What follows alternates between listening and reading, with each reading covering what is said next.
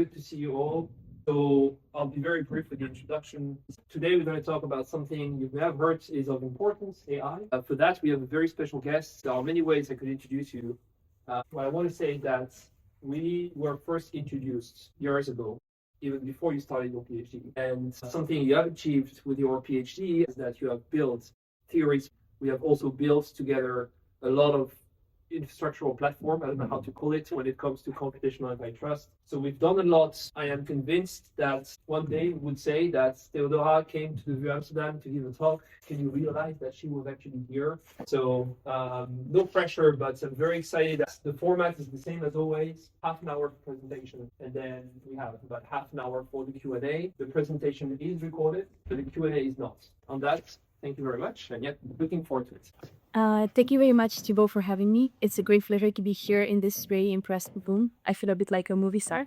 Let's see if I can deliver a performance worthy of this space. So, the subject of my talk today are foundation models. So, before we get started, I think it would be great to actually clarify what we mean by that. Does anyone in the audience have an idea what foundation models are? So, basically, these are AI models, as you can guess, which have two features. They are one, trained on massive amounts of data, usually the whole internet, and two, they're adapted to a wide range of tasks. So they can do things from text generation to audio generation, images, videos, whatever you want, even robotics. Now, something very important is to understand the difference between foundation models and user-facing applications, because most of the AI conversations that we have in the public sphere very much talk about AI as if it's one thing. There's AI, but we don't really know how to refer it. So to clarify, the foundation models are really the base layer on top of which we build applications that you and me as users can rely on. So we have foundation models like, for instance, Sonnet, which is an Anthropic product. We have the famous DeepSeek, which apparently caused a big crash in stock markets a couple of years ago. And we have models also like Llama, which is a Meta product and is famous for being open source. But then what many users actually interact with exclusively are the applications, like for instance with chatbots. And here, of course, the most famous one is ChatGPT. So now that the foundational question is solved, what do you think is the role of these models in today's economy? Do you think they have any specific designated role that they play? So let's see what the producers of these models say about their role. So we have Chris Fleming, who is the head of global policy at OpenAI, who has said recently that foundation models represent infrastructure for nation building in a way that's similar to electricity, and that Europe really needs to find a way to enable European citizens to benefit from these models. And then we have the Chief Technology Officer of Microsoft, David Scott, who has said that these models are not a product and not a research project, but they are a platform for people to build many things on top of. So here we have these two big statements, which talk about AI in kind of hyperbolic ways, which is something we are very much used to, because that's how the media usually talks about AI. But the question is this comparison actually legitimate? Do you think we have numbers that can actually back up the statements? Can we find evidence which would suggest that foundation models actually function either as infrastructure or as platforms? So let's look at the data. So as of today, about 30% of EU citizens have used an AI product. This can be a chatbot or an app that can diagnose diseases or anything. When it comes to big platforms, I took the example of e-commerce, and it turns out that about 65% of Europeans have used e-commerce to order things online. So that's more than double. And now to look at infrastructure, I took the case of electricity, and surprise, surprise, 100% of Europeans have actually used electricity so far. So these numbers tend to suggest that, sure, AI is becoming important, but it's still not nearly close to what platforms or infrastructures represent today for EU citizens. But the issue here is that this is not the right way to look at the situation, because these foundation models, as I said, are not end products. They are key inputs which feed into downstream applications. And then if you look at the numbers within this lens, you would see that about 60% of large companies have used foundation models to either automatize supply chain management or customer service or any other key operation that they have to deal with. And then in the case of startups, Lightspeed, which is a venture capital firm, has done a survey according to which 9 out of 10 startups, so 90%, have relied only on OpenAI's family of foundation models without looking at any of the others. And this is not just in the business sphere. It's also governments that are increasingly starting to partner with foundation model providers. And in the EU, we have the French and the German who have a partnership with Mistral.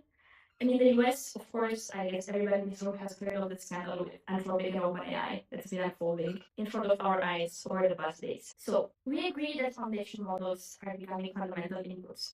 But now the question is, how should they be governed? And even though this is so far not one of the big sexy topics in AI governance, there is actually a strand of research which deals precisely with this question. And this research strand is called model access governance.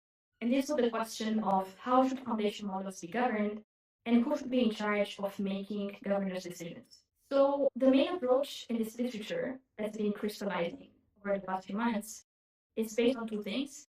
First, the default approach has been to compare foundation models with digital platforms. And here you have papers which argue both ways. Interestingly enough, these papers are quite sentimental in the sense that they make strong cases either for or against seeing these models as platforms. And on top of that, the main concern that seems to emerge is that of safety. So the question is, how do we make sure that the models we have on the market are safe and that they don't pose existential threats to humanity and to citizens and so on? But the angle I take is slightly different. So my starting point is that we should really begin from what I told you already, which is that these models are inputs on which social activity depends. But seeing them just as platforms is not enough. And this ties back nicely to the two quotes I started with. They also have features which make them resemble infrastructures. And I'm going to go back to that in a second. The second question which I'm thinking about is what can we actually learn from the governance of existing platforms and infrastructures when we approach the issue of model access governance? And then the third step is how far do these regulatory instruments take us and what are the blind spots that we still have to address? So let's take them one by one. And to begin with the first one, the question that we need to tackle at this point is where does the analogy with infrastructure or platform actually take us? And the big question that we have to answer at this point is, what is the difference, if any, between platforms and infrastructures? Does anyone have an idea? I can try. Yes, go ahead. I would say infrastructures can be used to build things on top, as opposed to platforms that typically will gather information or knowledge that exists already. That's a great point. Would anyone? Yes? So the platforms demonstrate network externalities and network. Yes, I'm going to get back to that in a second. And there was one more hand in the back. My analogy is a bit simpler, but to me, platforms have this many-to-many property, whereas infrastructures do not necessarily revolve around that, accommodate single users, separate channels. Okay, so let's try to put all these intuitions into economic concepts. So infrastructures have three features. The first one is that they should be at least partially non-regulars. This means that for at least a part of the demand, you should be able to share them with other users. Think of highways, for instance, right?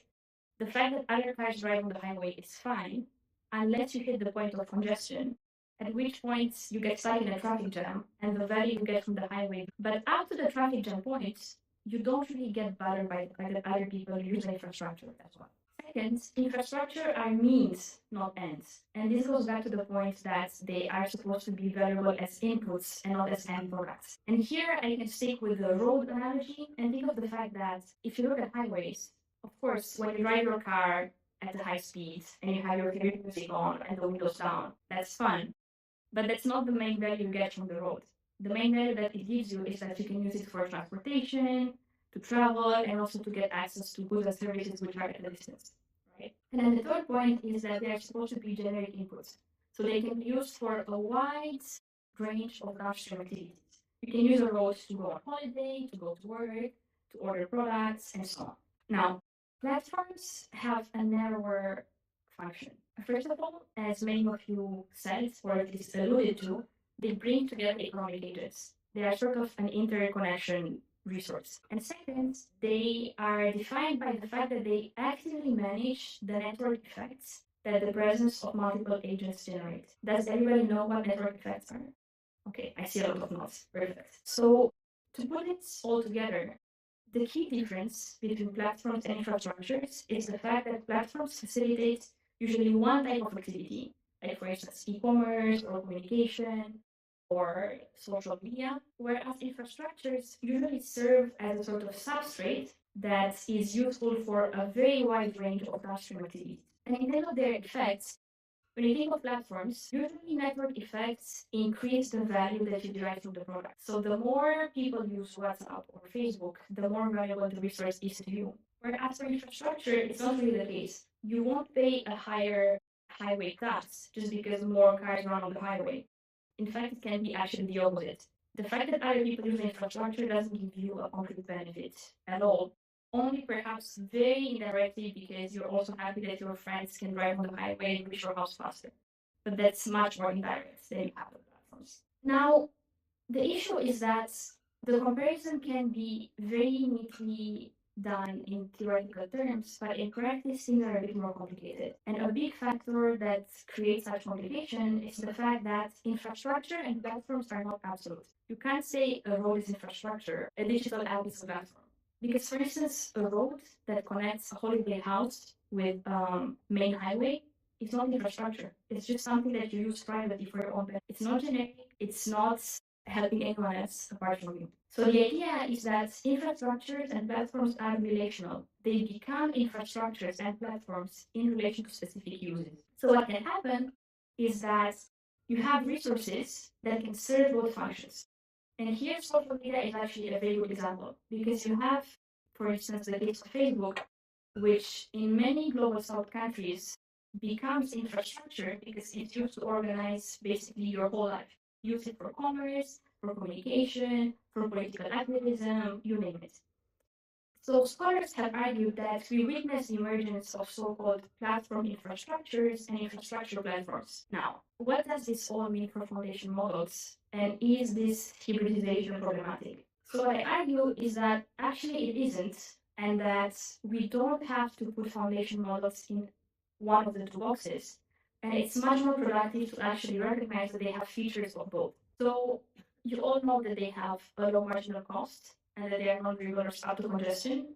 So up to the point where they still have compute capacity, it doesn't hurt you that other users rely on them as well. Demand, again, is driven by downstream activities. You don't go and use Sonnet or GPT-5. You go and use Claude or ChatGPT. They are generic inputs because, as I said at first, they can be used to create any sort of downstream app on top of them, from cancer diagnosis tool to traffic monitoring systems to tools that generate images of you as a cat playing basketball or you name it.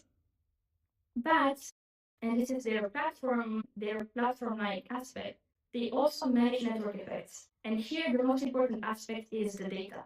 The idea is that the more foundation models are used, the more they collect data either from their user directly or metadata about how users benefit or don't benefit from the models. And then this data is used to improve the models. And this is called data flywheels because this enables the models to get better the more they're being used. So we agree that foundation models have features that they share with both platforms and infrastructures. But then the question is, how should they be governed? And to start the conversation, we need to look first at what the situation is today as we are speaking. So as of now, these models are governed through what scholars have called private ordering, which is a fancier term to refer to self-regulation. So basically, downstream access to foundation models by app developers is regulated by three types of instruments. The first one are the so-called acceptable use policies, which are usually public, you can find them online, and say how a model can or cannot be used. They usually say you cannot use a model to spread misinformation or create non-consensual pornographic images and so on. Then you have the API policies, which outline how a company's API can be used or not. But then, on top of these instruments, which are sort of standard, you have customer contracts. And these are contracts which only bind the models and specific app developers. And it's unclear at this point to what extent these contracts actually deviate from the standard acceptable use policies and API policies. And because they are private, we don't really know what they look like, and we cannot analyze them. Something very interesting is that despite the fact that the EU is so proud of the AI Act, and it's the big thing we're discussing in the AI governance circles, the AI Act doesn't say anything about downstream access to foundation models. it's not a concern it addresses at all.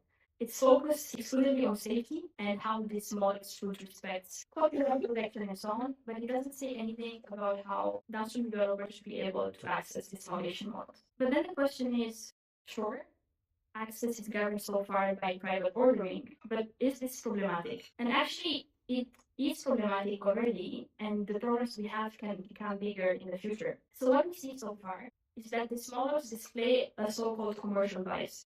So the idea is that many of the foundation model providers have partnerships with specific clients, and these clients can get either preferential access in the sense that they get discounts, or they can also get advanced access to features which are then released publicly only later. And a good example here is the case of OpenAI, which has given access to GPT-4 earlier to companies such as Duolingo, Stanley, and Stripe. Then there's the question of instability and withdrawal. So if you build your whole business ecosystem on top of Sonnet or GPT-5, what happens if these companies decide to stop giving you access for whatever reason? Do you have any sort of redress rights? And today, under the contracts you have, you don't really have any procedural rights that would protect you as a downstream user. And then the third issue that would emerge would be so-called normative gatekeeping, which refers to the fact that foundation model providers could decide what applications get built in the first place. So imagine that you would have, for instance, a journalist who wants to build an application that would help people detect whether AI is used in drones in the Middle East.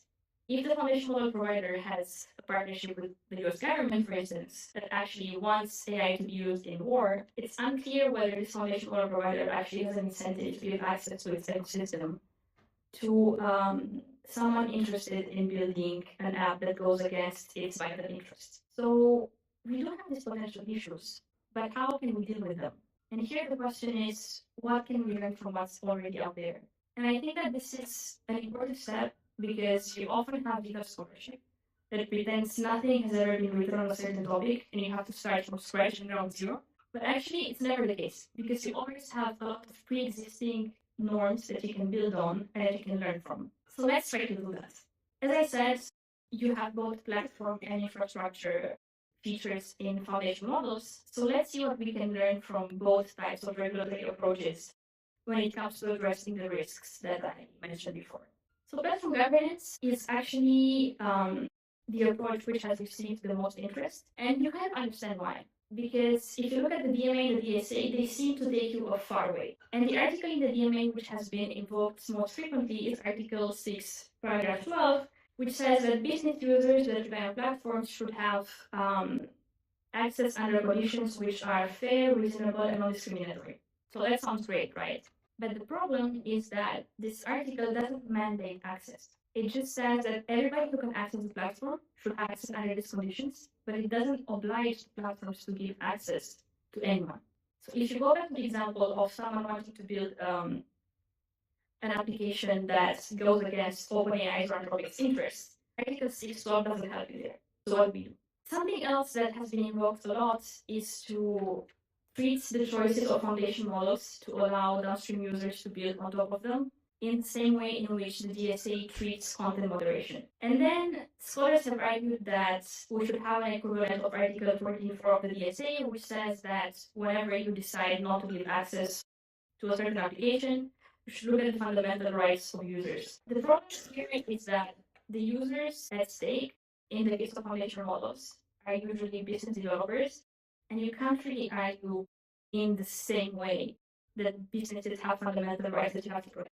So the analogy only takes you so far. The question is, if platform governance doesn't solve the issue, what can we do? And something that has not been explored yet, but would be a good approach, would be to look at how the EU governs infrastructure type resources. And here we have the framework of the so-called Services in General Economic Interest, SGEI, which is outlined in Article 1, which says that for essential services in the general interest, the service providers are obliged to fulfill three conditions.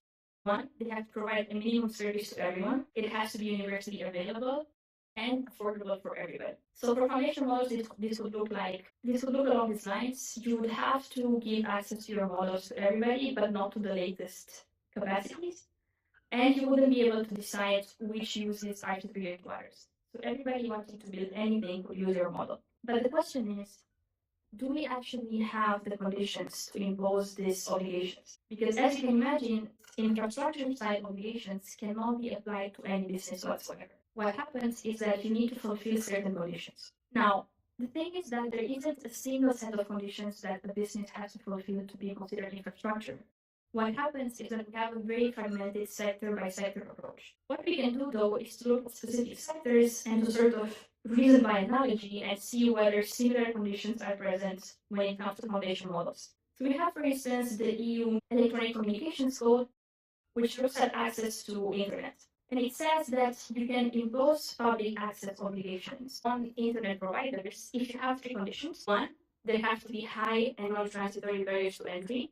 Two, the market structure should not be able to tend towards effective competition within a reasonable time horizon. And three, competition law alone should be insufficient to address the identified market failures. And now we could probably spend hours and hours going into where its conditions are satisfied, but I won't do that just because I think I have only 5 minutes left. We can discuss in the Q&A. But this framework is good to keep in mind when we try to push the analogy into actually imposing regulatory obligations. Now, what's important to bear in mind is also what are the limitations of this type of thinking. And it's important to realize that there are many counter-arguments against any attempts to impose infrastructure-side obligations on foundation models. A big counter-argument, which is often raised in the literature and by the foundation model providers themselves, is that sure, it's hard for users to switch from one model to another because you have lots of costs. It's technically complicated, you have to sort of reorganize your whole organization, you have to change your workflow and so on. But something that's not usually discussed is the fact that this cost can actually reduce over time as we have better capabilities. And there's a lot of discussion these days about the idea that we can have self-improving models in the future.